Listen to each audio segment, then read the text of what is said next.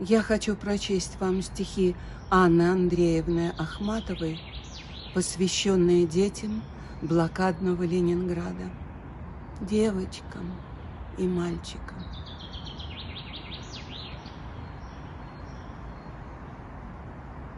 Щели в саду вырыты, не горят огни.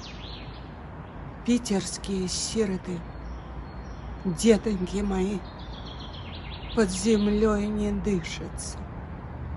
Боль сверлит висок. Под бомбежкой слышится детский голосок.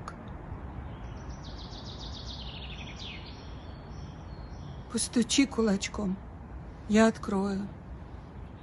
Я тебе открывала всегда. Я теперь за высокой горою, за туманом, за ветром и зноем. Но тебя не предам никогда. Твоего я не слышала стона.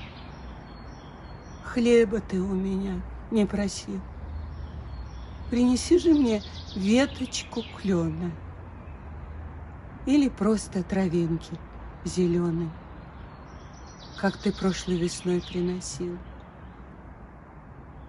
Принеси же мне горсточку чистой нашей Невской студенной воды.